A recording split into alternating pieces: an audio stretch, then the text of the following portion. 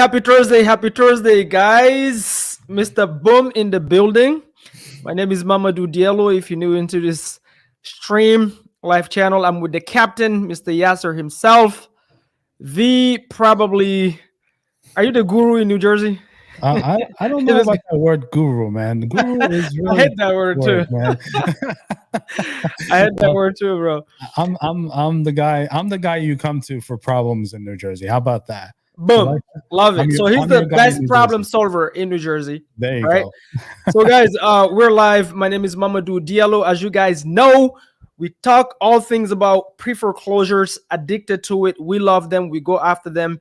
And today we already did one episode last week. If you haven't seen it, I highly, highly advise that you go back and watch it, where we touched on the different states between blue and red. Has nothing to do with politics. We mainly talked about, the easy way, the easy entry, basically. If you're new, what is the difference between the blue state, the red state, basically, judicial states and non-judicial states, specifically when you're doing pre-foreclosures. And today we're going to talk about the patterns you're going to notice when you're talking to these pre-foreclosures. What are the problems and the challenges you need to get ready for? Plus, we have a $19,000 assignment today from the pre-foreclosure. Somebody give me the bell. Bing, bing, bing, bing, bing. We need a bell icon here or something. I know, right? Need a bell icon that goes boom, not ring. Like, okay. Just explode. All right. It's gonna be at a boom show. That's a bad mix, though. Bad mix with a captain. I love it. Guys, I'm gonna let Yasser introduce himself, guys. Let's go, guys. Yasser Top, property captain, the one and only. I'm here to dominate foreclosures, probates. That's my language. Let's do it. So let's roll, guys. Boom, guys. All right, guys. So like I said, we're going to keep this one short and sweet. We're not going to, be too long-winded. What we want to talk about is, you guys know, we talk about all things pre-foreclosures, because to me, pre-foreclosures is actually a recession proof. If you don't know what pre-foreclosures are, these are sellers that are typically behind on their bills. It doesn't necessarily have to be the mortgage. It could be the HOA. It could be whatever, but somebody's trying to collect. And if they don't pay, they're coming after the home. And that information is public data, right? So they're already motivated before you call them. Now, oftentimes when you're new and you get started, you don't have resources. That's number one. Number two, you don't have a lot of sales skills, right? And so with these sellers, you mainly you just need to be resourceful. That's one. Secondly, the data is public and it's absolutely free. There's multiple resources you can use and get it for free. Or some of the platforms where you have to pay is so cheaper than my coffee that I have right here, right? So, it's the lowest entry fee. Plus, it's a recession proof, guys. Pre-foreclosures will be here in any market: down market, middle market, low market, blue states, red state, pink and yellow states, doesn't matter. People will always have financial issues. And so going after these sellers, if you're truly into problem solving, you will never run out of deals, and you will never run out of checks, because you solve problems, then you make money, right? Obviously, is it easy? No. Me and Yasser, one thing we do not preach is that it's easy. It is not. You absolutely have to do the work. And I'm going to ask you something, Yasser, because I got somebody that sent me a message this morning, and he kind of broke my heart. He's a newbie. He quit his 9-to-5 probably a year ago, right? Because he believed all the hype from online. You and I both know the gurus, right? Which is, it is what it is. And he quit his 9-to-5 because he's like, hey, I'm going to go all in into wholesaling, and hasn't done a deal. It's been a year. Now he has to go back, get another job. And hello. My camera. I see you. Oh, you see me? Okay. Oh, well, I got the other angle camera. Oh, okay. What the hell happened? Come on, man. Why does it always happen? All right, I'm gonna let you take it over till I fix this, brother. All right, sounds great. So as far as people coming into the foreclosure world, a lot of people typically see the gurus, like what he was talking about. They make it look easy, on Facebook. Anybody recognize that, that pattern where you have all these big names coming out and doing what they need to do, and always saying like, oh yeah, this is how much money I made, and all I did was one phone call. That's all garbage, guys. That is all garbage. It is not true. All right, what's happening is that's just a marketing technique to get you to sign up for them, right? So one of the best things you could do for yourself is obviously research what needs to happen, and also the follow-up, right? Follow-up is key in this game, and putting in the work. A lot of people think that this business is easy. It's not easy. It's simple. Okay. But you still have to follow a process. You still have to do what you need to do.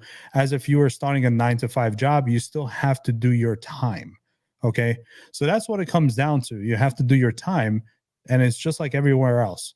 So that's why Mamadou and I laugh about this stuff when we're talking, chatting it up about new investors coming in. They're always talking about, oh, I'm gonna get my first deal in 3 weeks, and because Mamadou came in. Mamadou, how long did it take you to get your first deal, my guy? It took me 8 freaking months. It took me literally, guys, 8 months, and I'm gonna face the camera while I'm saying this. The reality is, like Yasser just said, most gurus that tell you that is easy, actually, they're not saying it's easy.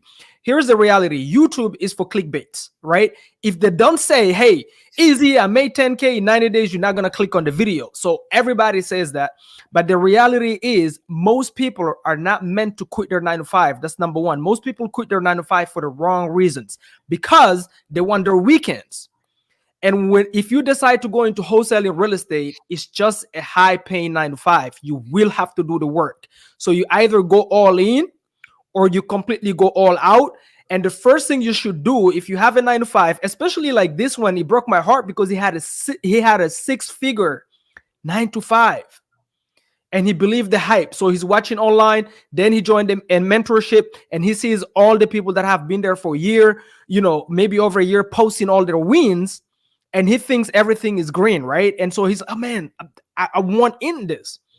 And then he quit and he realized, oh my gosh, I have to work from Monday to Sunday.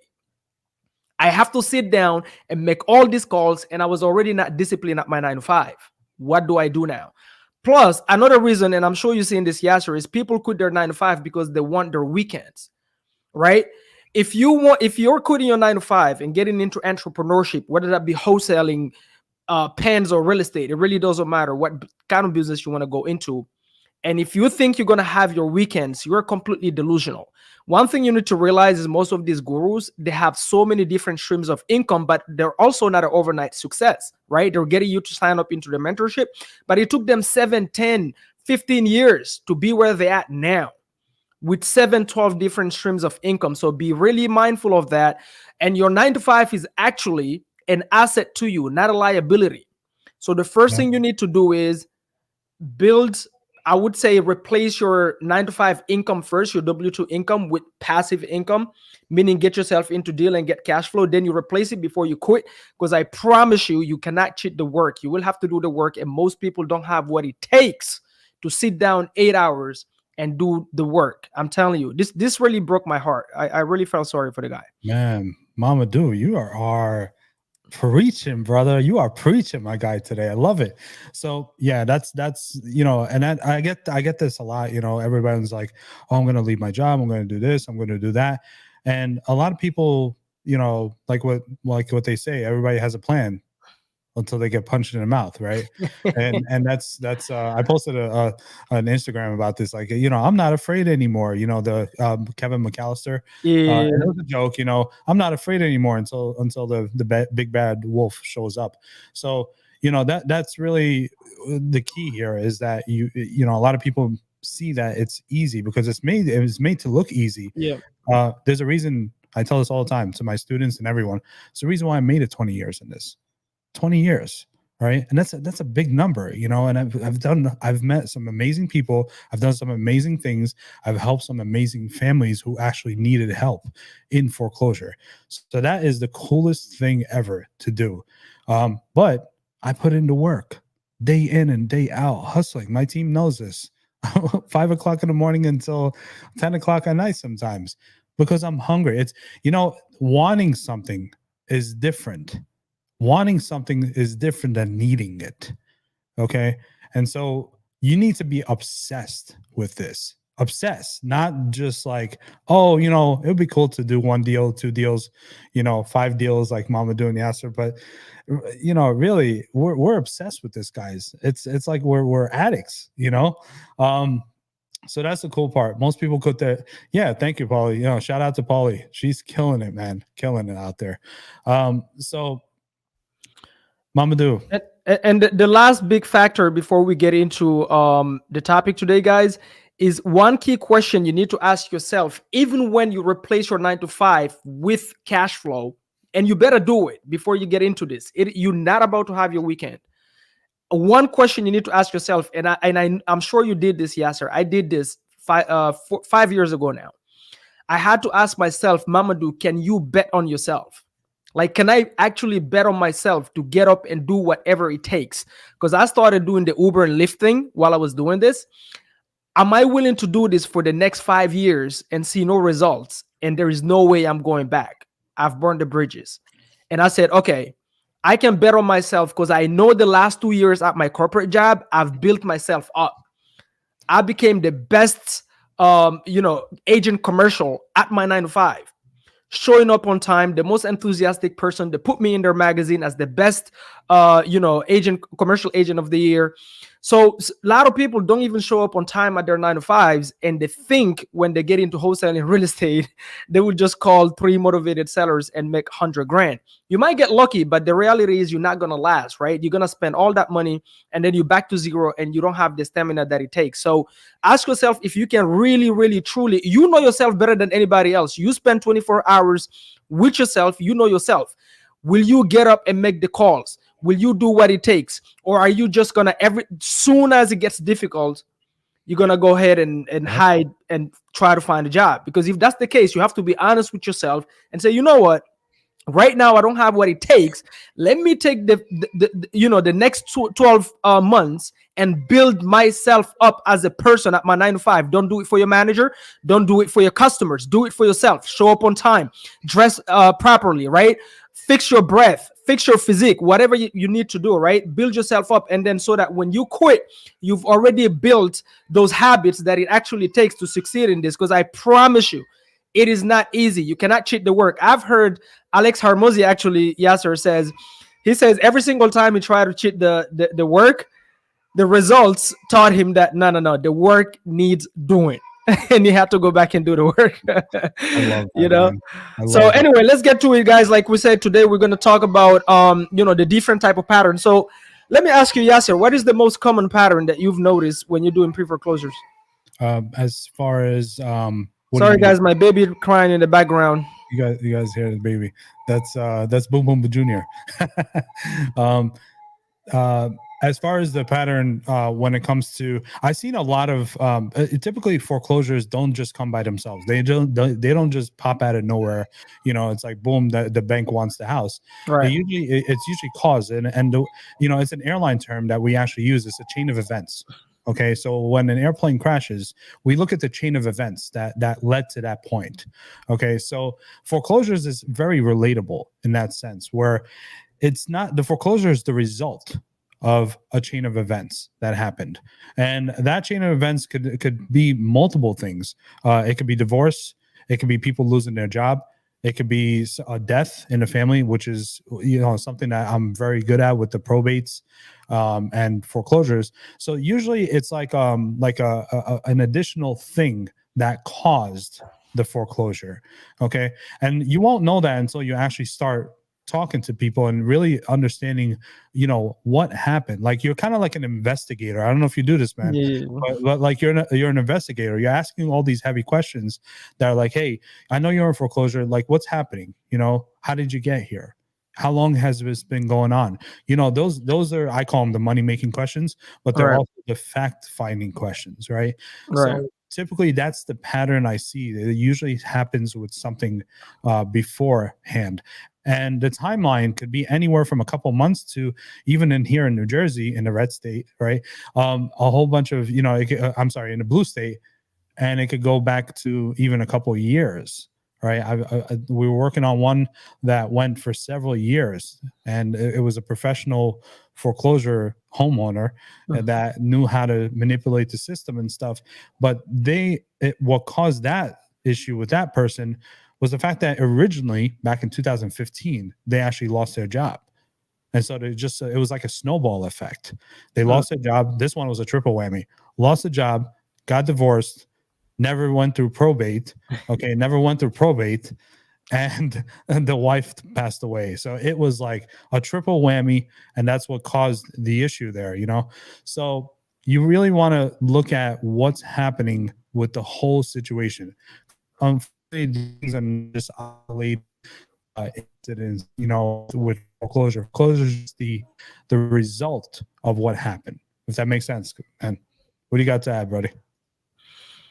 Yeah, absolutely, bro. I mean, that's exactly what it is, guys. Every single time you reach out to pre-foreclosure seller, whatever they tell you, you're gonna note a few patterns that I noticed. One of them is the one that Yasser just mentioned, meaning somebody passed away. Another one is divorce. These people, for some reason, they're either getting out of a divorce, getting into one, or they just got out of one, or they're about to get into one. Right? There's always a divorce somewhere as well. And I've also noticed another pattern is a lot of which I think it comes from like Yasser just said, is a snowball effect, right? There's so many things going on: loss of a job, loss of a parent, loss of a wife, loss of a girlfriend, and people get into like this, drug abuse, alcohol abuse, right? I've seen a lot of that. So anything to tell you, sometimes until you go to the closing table, you actually open escrow, you don't even realize how many problems there. They're never just behind on one bill. They're typically behind on one that they know about. And then at escrow, you're going to find out they're also behind on 4 other, liens that you didn't know about. So, it's those are the patterns I've seen mainly. Number one for me, I see divorce a lot. I don't know if you've seen that, Yasser. Somebody that passed away. Outside of that, it's just the personal issues. Obviously, they're dealing with the procrastination. I don't know if that's that's something they all have in common. But those 2 factors, which is great actually, because we're problem solvers. That's exactly what we're looking for. And what you're looking to do is to have them trust you enough to know that, hey, you can help them solve this problem. You absolutely do care. You do empathize about the situation. Life happens to people. They're not the only people on this boat. And that you know what you're doing. You work with people, that are going through these challenges at all times. And also, you know how to deal with the lenders, right? You know how to deal with the lenders. You know the regulations. You know the options. But these people are going through a lot. I call pre-foreclosure marketers. I call them, non-licensed therapists, right? But I've also seen what not to do. Like, for example, I've went to one of the leads that we had, and you had a bunch of attorneys that sent. A lot of attorneys need marketing advice. They have no clue how to market. And I've seen a bunch of letters from attorneys, bro. Like, the title is so freaking scary. Even from wholesalers too. There was like 8 from wholesalers and 4 from attorneys. The title is like, hey, I'm about to cut your head, and the bank is about to cut your head. Everything is about to fall. I'm like, what is this loom and gloom titles? Why would a seller call you back? With this? Little wonder it was nearby the trash, right? So, with all those patterns, Yasser, what do you think the approach should be? Because I know for you, door knocking is probably one of the main channels. One of our favorite when it comes to targeting foreclosure homeowners. It's usually the best way, no pun intended, putting your foot through the door. See what I did there? I got dad jokes too, by the way. So bear with me on the dad jokes. But that's the thing, think of it this way. And this is, I'm glad that you brought up that whole point about, foreclosure attorneys or, even probate attorneys do this, man, where I've seen letters that were shown to me from these attorneys, and like what you said, they're all gloom and doom. The last thing these people need is gloom and doom. The first thing that they need, and I'm going to summarize it in one word: empathy. You bring empathy, and then maybe another word: hope. All right, if you bring those 2 to the door, you already have 4 steps on the competition already. All right. So if you're coming in with that style, and you're there really as a problem solver, just, there's problems, but they have problems who actually care.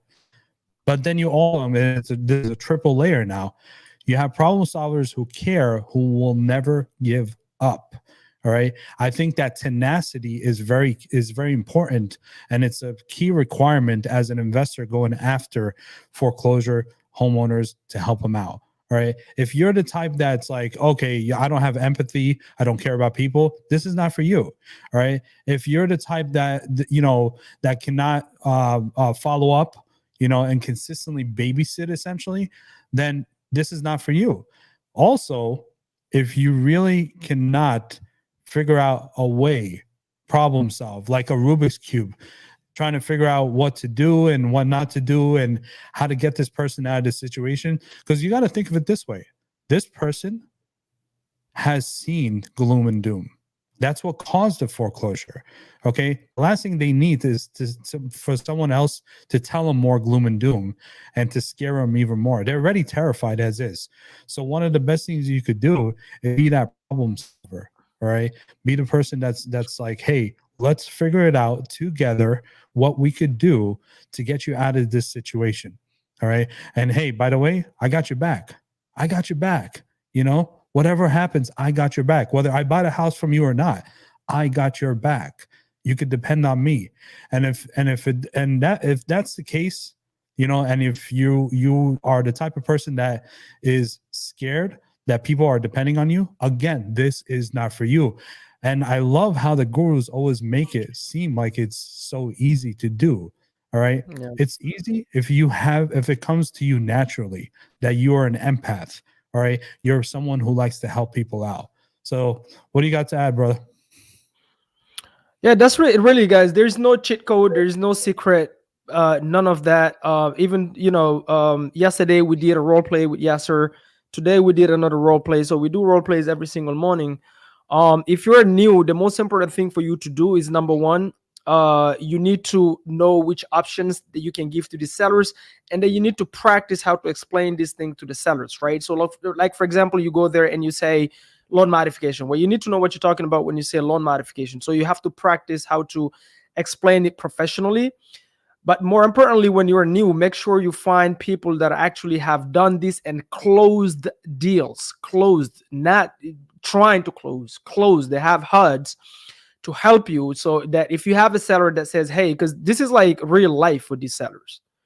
This is homes that they've lived in their whole life, raised their kids. Some of them are emotionally attached. That's why they've never done anything, because they're wishing the problem just going to go away so they can keep their homes.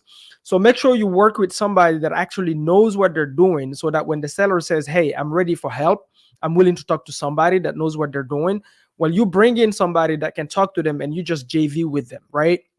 50%, 30%, 20%, 15% of something is better than 100% of nothing. I see, like right now we have a lead. Yasser, it's so sad. Like these two ladies are calling me because they have two wholesalers that have been, jerking off with their deal. It's been 3 months maybe, right? Locked it up for the wrong numbers, cannot find buyers. Plus, they file a memorandum and they're saying they're not gonna take the memorandum off the property when these people have already postponed the auction for I don't know how many times. And obviously they couldn't perform because they couldn't find a buyer to get it for that, to take them. But they seem like these two guys, which we're gonna try to honestly blast them out, because it seems like here in Georgia, I don't know if you ever heard the story where Pace was saying there was people in Arizona doing the same thing, where they go around and just lock up sellers for whatever number. Then they put a memorandum hoping that a legit investor will come in, lock it up at the right price. And now because they have a memorandum, now you have to call them and pay them a $10,000 fee just to remove the memorandum. And it seems like these people, we literally went on their website. Their number one complaint from sellers is that's exactly what they're doing, going around just filing a bunch of memorandums. So we might have to blast these people out. If it comes down to it, we might honestly bring in an attorney to deal with these people, because it's just not right. You're taking advantage of people's pain. You're taking advantage of people that are going through hardship, and you're taking advantage of the investors that are actually ethical, truly trying to help and knows their numbers. because now I've got to do all this work. I know exactly what to do with the deal. Plus, we have the funds to close ourselves, so we're buyers. And now you're gonna force me to pay you a $5,000 that you don't deserve. Yep. That's insane to me, right? I don't even know how you can look at yourself in the mirror. I don't I know. think Have you run into those I, kind of clowns? man, 20 years doing this, bro. I've run into some really shady people Dude, in this business, man. I mean, that is pretty shameful, as Andre says here.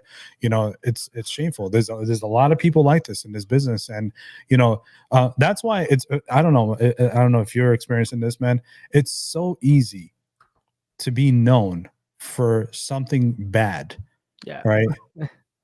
Versus being ethical. All right. And that's crazy because you would think it would be the opposite way, but we don't do it. You and I, we don't do it for the fame. We do it because we love helping people. Like, that's in our heart. That's what we do. And yeah, we get paid, lucratively to do that, but again, we're providing such an important solution that other people are not doing, as you see. So yeah, I run into people like that all the time here in New Jersey. Even it's the same way where actually, here's one. I'm working on one in Pennsylvania right now. All right, in Philly. Every time I try to leave Philly, I get sucked right back in, man. I don't know what it is, but I had a buyer that reached out to me today. I wholesaled something to a big property to him. It was a big project, and he gets sent another project that that we end up not getting on the contract because the seller was just, and this is not foreclosure, but this shows you if you work ethically and you treat people right, they're going to come back and do more business with you. So this buyer eventually comes to me and says, hey, I just got sent this, and it was a screenshot of a disposition email from another wholesaler, and they were trying to selling the property, the same property I was trying to get on the contract. They were trying to last year. They were selling for $200,000. It probably needs like $100,000 worth of work minimum. All right, it's a big property. So he's like, hey man, you can get this property on the contract, all right, and follow these people. I'm like, bro, all you had to say is if. That's it. You had me at if. I got you, bro, right? Because it's he's one of my VIP buyers. So I'm like, okay, I'm gonna wait until these knuckleheads who locked up the property for so high, hopefully they don't do a memorandum on it. Okay, hopefully, I'm hoping that they don't do that. And then we're going to come in, and obviously they can't move it. They can't sell it to anyone because it's locked up too high. So there's a lot of people like this. A lot of people that don't know numbers, they don't know anything, and they, then they're doing it unethically. I wish they were doing it with ignorance. They're doing it on purpose to hurt people, right? Because it's, and this goes back to saying, easy money is money. And in our case, it's haram money too, right? So, so that's something that if it's easy money, it's gonna easy come, easy go, all right? And you're gonna be known for easy money, like these crappy wholesalers that Mamadou is talking about. So you always want to approach it with ethics. Mamadou, you've helped. Let me ask you this: you've helped people in foreclosure. Have you closed on a lot of those, like every single one of them, or was it family able to be in the house and you did a good deed for someone? No, 100%, man. There's no way you're closing all of them. We've had a lot of sellers that actually kept their home. We've helped them, guide them through the process, and they've kept their home because that was the right thing for those people. So all we do is we're here to assist. If the seller, if we know is not a good fit for them to keep it because of the finances, then we just try to professionally tell them that, but without ultimately is their decision. But the ones that kept it was the right thing. They had their finances, they were just going through a challenge right now, but like some of them, one of them was a banker, bro. He was actually one of the people that approves short sale at a bank, and he lost his job due to a divorce. Then he got into like just a very he slipped for like 4 months. Then he got himself together. So right now he just needed a chance to get back in the game, and he was about to get hired and all of that. Man, all day long he literally texted me once he got approved and everything, kept the home, right?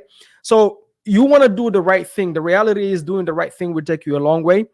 taking those shortcuts and try to do, you know, the quick rich get scheme stuff will get you on CNN news really, really quick, because the reality is this is a lifelong business. Your reputation matters not only to the investors, because only 3 people need to know that, you know, you're somebody not to deal with. Game over. And the sellers, you're not just gonna go around and keep doing this and keep doing this and keep doing this, and one day you're not gonna run into an investor that have endless money to take you through trial forever and drain you and want to help a seller. You know what I mean? Like, you can't just keep going around taking advantage. The other thing is, people that do this, I feel like, is a self-complex issue. Meaning, here's what I mean by that. You have such ego. Instead of just going and learning how to negotiate, you take the shortcut to go ahead and just file memorandum, because it's just so easy to file a memorandum, right? You can just go learn how to negotiate, you know, at the right price. Some of these people is just, they have no clue how to negotiate. Soon as the seller says, oh, I want $100,000 in my pockets, plus you pay off the arrears, plus blah, blah, blah, they just go yes and get the contract, because all they want is a contract instead of wanting a good deal. They don't want to negotiate. They don't want to go and learn how to negotiate. And they don't want to JV with anybody that knows what they're doing, because they want to keep everything themselves. And so they end up in this scenario where now they have all these contracts that are actually just trash. They keep blasting it on Facebook Marketplace, blasting it on cash buyers, and everybody's just like, bro, where have you learned your numbers? And where have you learned how to negotiate, right? So that's the thing. You cannot keep doing this for long and thinking that the universe is just going to let you, you know, and like, it's not going to happen. So I shouldn't tell you about the same property that keeps on getting sent to me in my inbox from wholesalers in New Jersey and Philly. The same property I've been seeing for the past 5 months. I'm like, how long is this contract, man? You know, typically it's 30 days. It's the same property. It pops up passing it around. I'm like, man, you know, and then it gets passed around to other wholesalers, and it's the same price. And it's like, what's going on here? You know? But yeah, man, you actually, there was a point that you made earlier that I want to kind of touch on. You were talking about the different scenarios that cause, you know, foreclosures and stuff. One of them, obviously, the top one for you that you're experiencing is divorce, right? You know, divorce is I mean, that gets really hairy real quick. You know, you want to share something, and I'll share one of my stories on a divorce one that we were working with. Man, I got a really, really good one. So we had this deal. It was we had the lead. We thought they were behind on the mortgage. It was not the mortgage. They were behind on the HOA, and it was such a small amount that we took the decision. At the time, though, the market was good and the market shifted overnight. So we took the decision because we thought there was so much equity. Let's pay off this, you know, X amount. I think it was around $8,000 or so and some change. And we got this seller on the phone, and he kept saying, my wife, right? So obviously he didn't say he was divorced. He kept mentioning her as his wife. So we said, okay, let's sign the contract, because there's no way we're going to pay this lien without you signing the contract. So while I have him on the phone, having him sign the contract, we have somebody else on the phone with the HOA, because it was the day of the auction and we needed to stop it like right now, right? And he ended up signing, and we're like, okay, when is your wife is going to sign? Oh, she's here. She's nearby me. She has a problem with her computer. Her computer is not logging in, blah, blah, blah, blah, blah. Guys. And then he ended up, for some reason, printing it and then giving us a wet signature and sending it back. Oh, my wife just signed. Boom. He sent it back. For us, good. Let's go.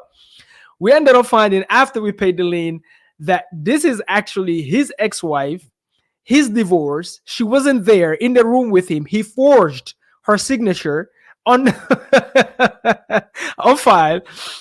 And so we had to track her down, and then we gave her a call, and she was like, what the F are you talking about? Which property? How is my property on foreclosure? I have no idea what you're talking about. I'm not selling the house, blah, blah, blah. We were like, holy moly, how are we going to deal with this issue? So what I ended up doing is this, guys. I ended up sending her a text message.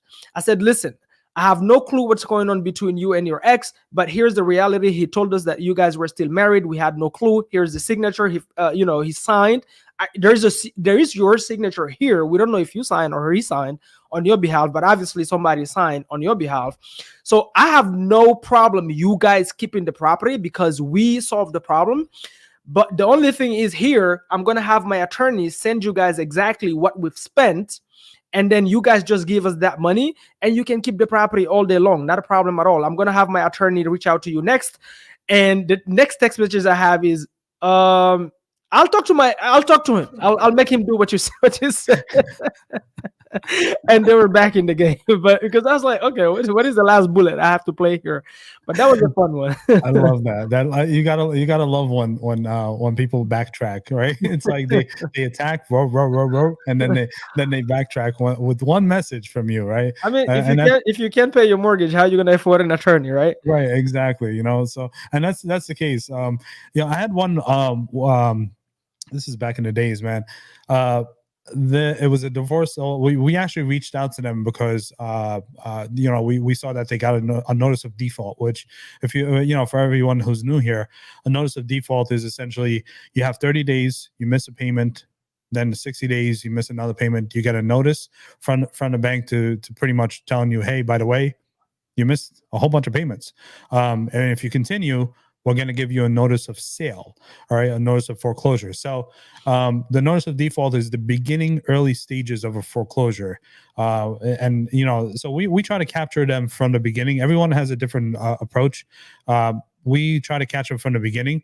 And then we also catch them at the end when they're like, this is the Mamadouism now, when they're 24 hours before the auction date. And that's usually the time that if you're following up with them throughout the whole time, that's usually the time they actually call you. Hey, and it's usually the frantic call too. They're like, Mamadou, I know that you've been trying to reach out to me for the past 15 years, but I'm about to lose my property. Can you help me?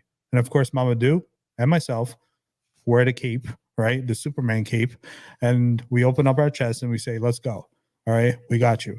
So with this one, it turned into, it was a couple, no kids, no nothing, just had a house in between them.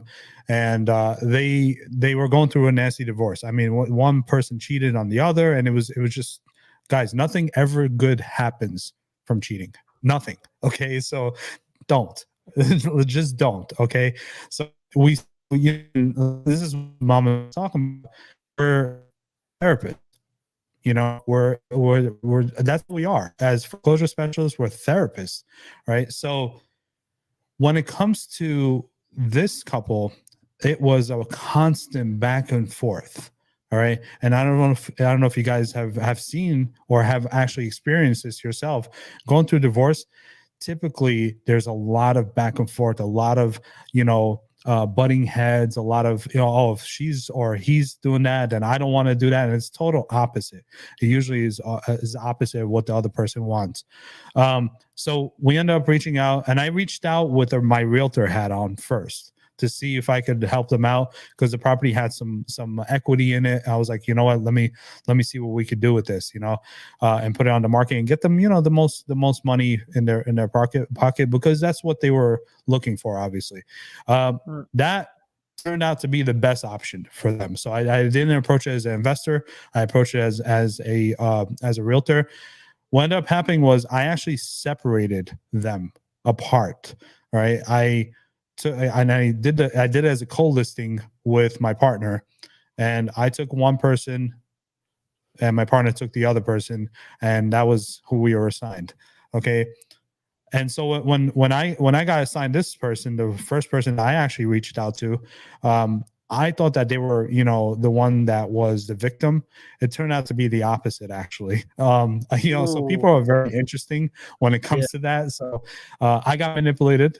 And so be it. After all these years, I'm still human. I make mistakes, and but we got the job done. We got them, the highest price for their house. It was actually, it's Mamadou. It's right around the corner from the one that you had in New Jersey. That's all I'm gonna say. All right, same town, around the corner. Okay. So yeah, so typically, and this was a fourth one, it was getting worse and worse and worse. When we ended up telling them, like, hey, by the way, if you continue this way, the judge is going to force the sale of the house, and they're going to be obligated to take the first offer that they get. And if it's a lowball cash offer, you are not going to be happy about it. All right. So, and then not only that, not only the judge from the divorce court, you're going to have the foreclosure on there too. So if now the bank wants to foreclose on it, and there was HOA, which makes it even worse. So I don't know if you know, you've experienced this, bro. HOA they could foreclose like this before banks do sometimes in the blue states, right? So that's something to keep in mind, dealing with divorce. And that's just one example of divorce causing foreclosure, and I just happened to approach it obviously as a realtor this time. So, cool. What do you got, man? That's dope, man. When you have a bunch of those different hats. So we're gonna wrap up with this one right here. This is more of a question. Have you ever dealt with a situation where you're dealing with a pre-foreclosure, then you ended up going the short sale route because nothing else was working, and then the lender comes back to you and says, "Hey, the insurance did a claim, and we have these excess funds in escrow here, and until we spend this money and renovate the house, there's nothing that can be done." But they don't know who will spend the money, when will they spend the money, who has the right to spend the money, the seller. Like, have you ever heard of such thing? That's absurdity. Okay. Yeah, I haven't. I thought I'm the one who's crazy. Yeah, no, I have never heard of anything like that, man. That's crazy. We're working with a short sale agent on that, and it's just I'm just like, okay, I've never heard of this. I've asked everybody that I know that are legitimately doing deals. Nobody. No, I'm not saying. The weird thing to me is, why would a lender even renovate a house where they want to do a short sale? That I've never heard of that. Secondly, why would insurance, like if the insurance, obviously the seller had the insurance in place, I'm assuming, right? So like the claim have to come from somewhere. So she's saying that the claim come from the lender did the claim. Okay, interesting. No, but I cannot talk to anybody who has ever heard. I've never heard of that. Maybe we should bring an insurance person on board, or a lender. That would be a good one. Anybody out there, if you ever done a deal like this where this makes sense to you, make it make sense to me, because it doesn't now. I love it. It is what it is. And yeah, on that note, guys, you're not gonna get every single deal. You have to be okay with it. If you get 70% of these deals to the closing table, you have to have a lot of resilience. Your follow-up game have to be on point. And you definitely want to make sure you really, really, really care about solving problems, because if not, you're going to feel drained working with these sellers. Don't believe anything they say. Verify every single little thing. And more importantly, work with somebody that actually knows what they're doing, so they can show you the ropes hands-on. And yes, absolutely, you have to be willing to share a piece of the pie. That's all I have to say for today. Only way to learn, right? Only way to learn. And I said this on the other live last week. Would you give a scalpel to a medical student to operate on your brain? No. So don't do it here. Don't do it. And I'm going to keep on saying it until the metaphor and the picture shows up, in their minds. So we got a question here. I'll post it up here from Kimmy. How best to deal with the seller in the bargaining stage of grief with a pre-foreclosure? Wow. That's a heavy question, Kimmy. How best to deal with a seller in the bargaining stage of a grief? In the bargaining stage of a grief. Bargaining stage. Okay. Pretty much, if I do this, then I could probably keep the house, and they're bargaining with themselves, right? The 5 stages of grief. And if they're in the bargaining stage, essentially, the best way to approach that, by the way, bargaining is the easier stage, right? The first 2 stages, right, are denial. Okay. And then the last stage is acceptance. And bargaining is usually in the middle, the third stage. Yeah. Okay. So most sellers get stuck on the first 2 stages, which is obviously denial and anger. Okay. You want to kind of work them through those stages after, so that you could get them to acceptance and realizing that they have to accept their reality, which is if they don't do something about this, they will lose their home. Okay.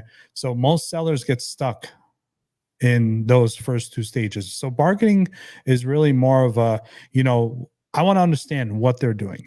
Right. What are you bargaining about? Right. What do you think is going to happen if you do this? All right. So what I do is I play their game. Okay. And I play a long game.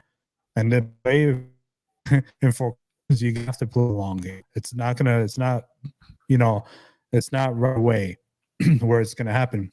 Sometimes you have to do the follow up and play the game. So I play their game. You know, if I do this, then this is gonna happen. Okay, great. You know, so what happens if that doesn't happen? Okay, so I always reverse it on them. In negotiations, it's called a reverse. And I always ask them, like, hey, what happens if it doesn't happen? So for example, I had one seller that was talking about, well, if I do this, then I could do this. All right. If I could get the money, then I could pay for the arrears. All right. That's causing the foreclosure. Great. How are you going to do that?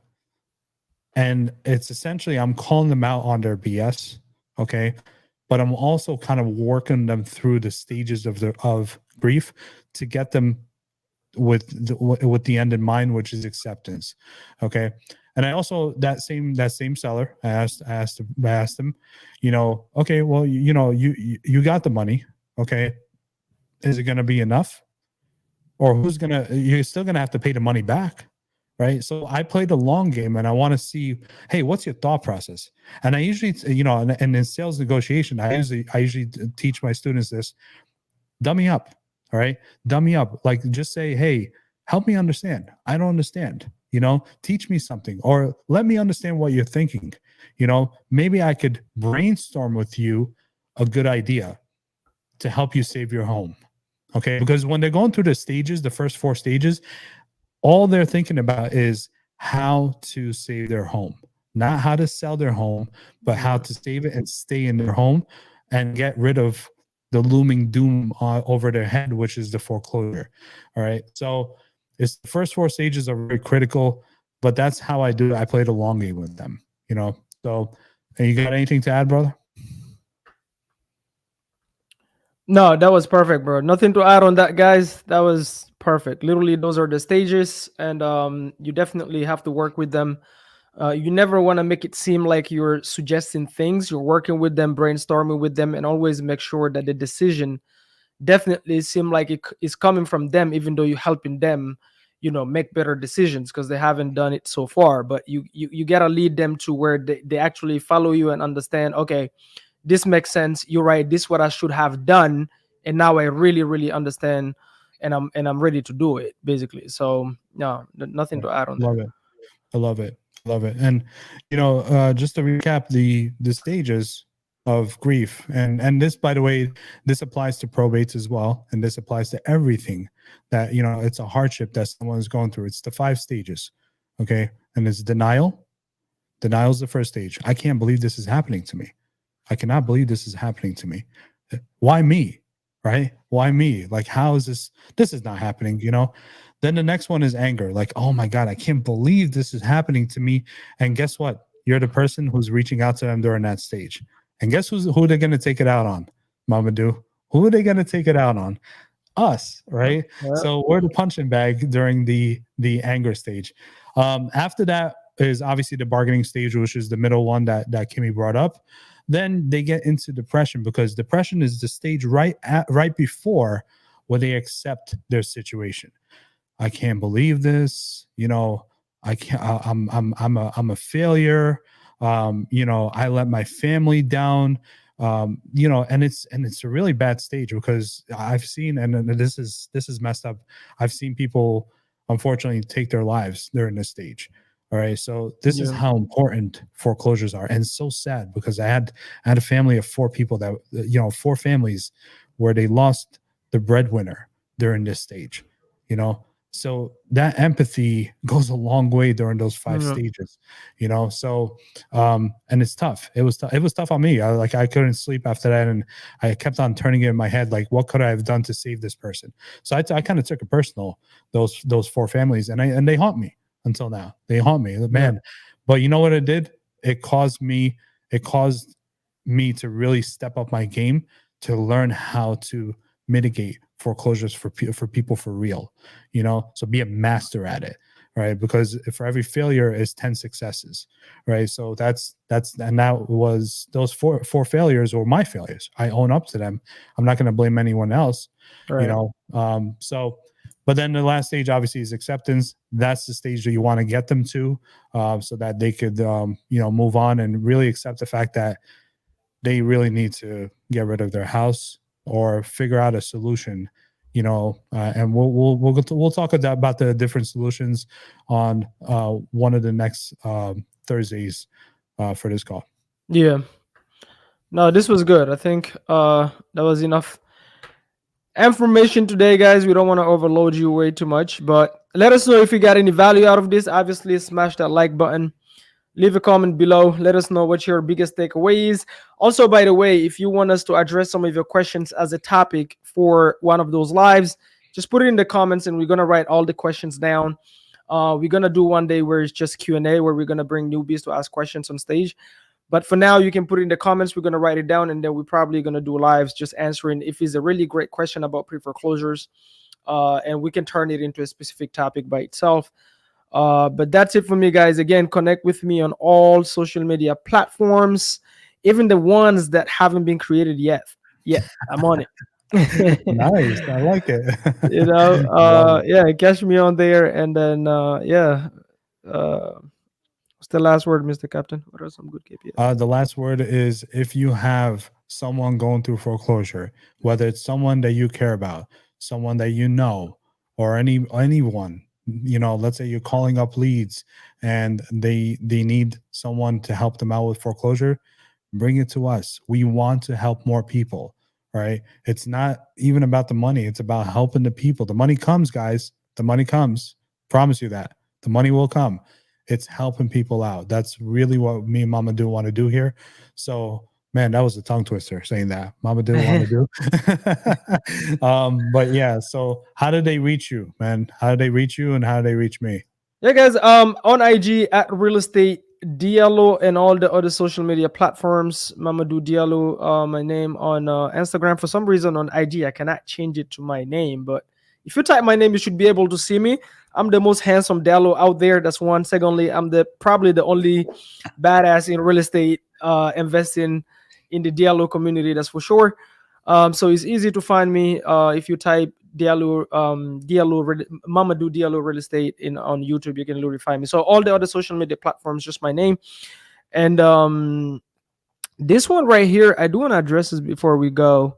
I don't know what you found here, Yasser, for this, the KPIs for door knocking, but for us, I think is a minimum. My team right now, like Andrew, they're doing a minimum of 12 per day in terms of doors. That's a really great KPI. That's the minimum. If you can go above that, that would be fantastic. But Andre, great guy, always on my lives, always supporting. A shout out to Andre. But Andre, I would say 12 minimum. If you're full time, definitely you should get one hot lead per week if you do that. Yep. And what we'll do, and that's actually a great point. That's a great live, right? Yeah. Door knocking. Oh my God. That is my jam. Yeah, the KPIs and stuff. Yeah, we'll definitely do that. If you guys like that, would like us to do that, hit the like button, comment so that we could do it for you. We're here to provide value. We're here to see you guys do good. For me, if you guys want to reach out to me, I'll put it here on the bottom, and boom. If you want to partner with the captain, let's go. All right. JVwithcaptain.com. That's how you do that. All right.